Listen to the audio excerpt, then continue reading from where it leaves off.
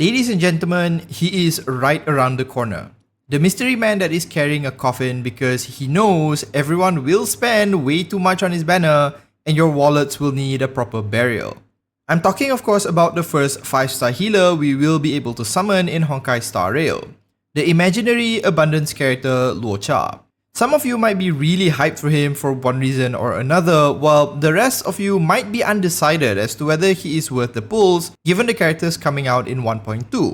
So let's talk about Luocha and see if he is worth picking up right now, or is this just a very handsome and well-timed trap? Before we dive further into Luocha's coffin, if you want to see more Honkai Star Rail content, do consider subscribing to the channel. Like most of these types of videos, in order to gauge how good of a character Luocha is, we need to explore his kit a bit more. I know the impulse is to talk about what's in that giant coffin of his, and since I do cover lore on this channel, I'll get to that eventually, but for now, let's see what this man can do. As I mentioned, Luocha is an abundance character, meaning he is a healer. But as far as healers go, he's a little bit different in that his healing largely scales off his attack instead of HP, unlike the healers we currently have. Luocha can heal in a few different ways, the first of which is through his skill, which is a single target heal. With the right ascension, it can also cleanse, so it's pretty similar in functionality to Natasha's skill. The only thing that it does differently is that if any of your other teammates fall below 50% HP, Luocha will automatically use this skill, regardless if it's his turn or not, without using up a skill point. He can't do this in rapid succession, as once activated, it does go on a bit of a cooldown, but it's a very helpful function to have in an emergency and works even better with characters who do self-damage, like Blade, hint hint. Luocha's ultimate is also pretty good and deals imaginary damage to all enemies as well as removes one buff from each of those enemies. It's pretty straightforward but can be tremendously helpful as it ensures enemies are technically always without any buffs. So far though, it doesn't seem like Luocha heals much at all, with only his skill having any functionality for healing, but he still has one more secret weapon hidden away in his coffin. Each time Luocha uses his skill or ultimate, he gets a stack of Abyss Flower, and this is related to his talent, which is the second source of his healing.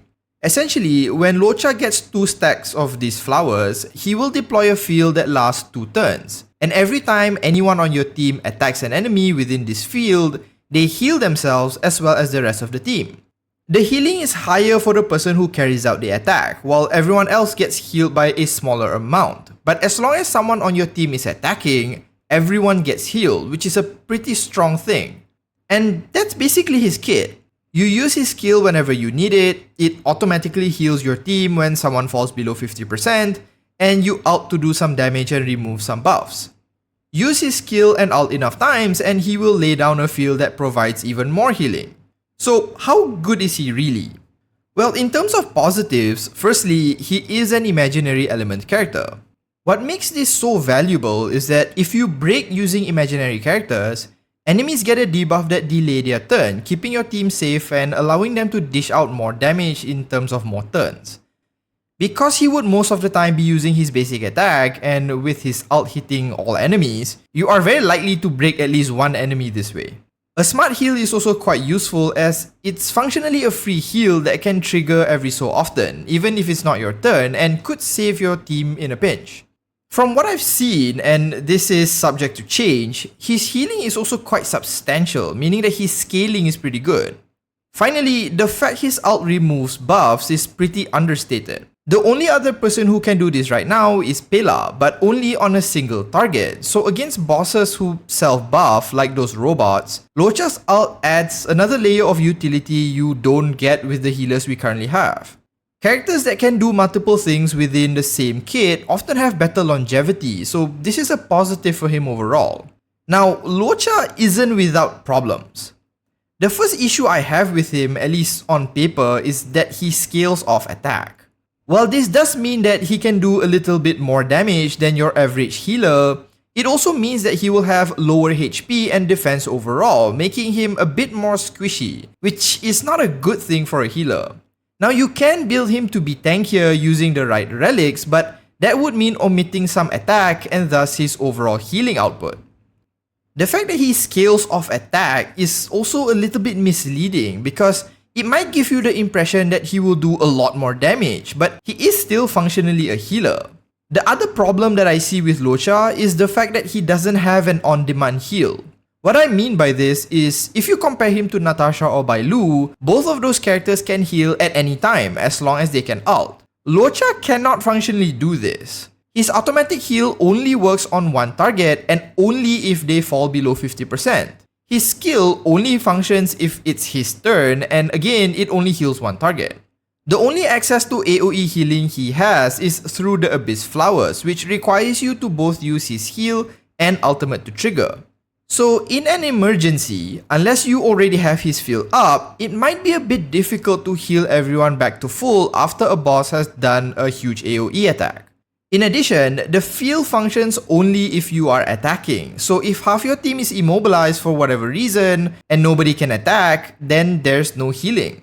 I see Luocha as a more active healer where he doesn't heal the team in one giant burst move, but rather he gradually keeps the team's health up bit by bit throughout the fight.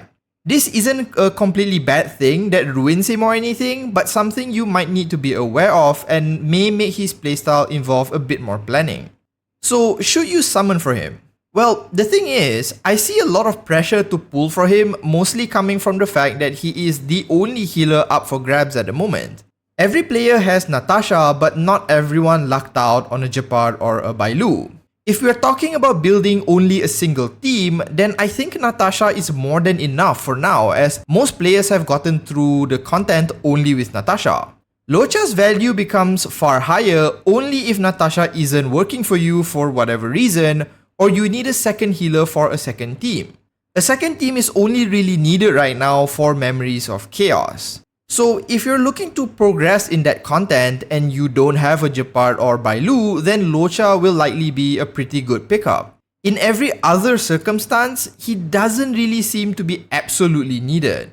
Now, of course, in the future, perhaps the story or some other content would necessitate two teams, but since I don't have a magic crystal ball nor do I work at Hoyoverse, I'm going to assume that this is not the case, as even in Genshin Impact, only the Abyss really requires two different teams. Luocha's appearance, I think, is a very smart move on Hoyoverse's part, as this is the point in which he is likely to be highly valued, but in the event where you have enough healers sometime in the future, I'm not sure if Luocha will be regarded as highly. Now, all of this might sound a bit negative, but just on the merits of his kit alone, Luocha is still a good character. He can cleanse, has a good element, enables AoE healing, has a smart heal, and can debuff enemies all in one kit. So if you do summon for him, he'd still be a pretty good character overall. And that's not even talking about his Eidolons, which just make him even crazier. Of course, if you want to summon for him because of other factors such as his lore, his design, or because you just want him, then obviously you can go for it.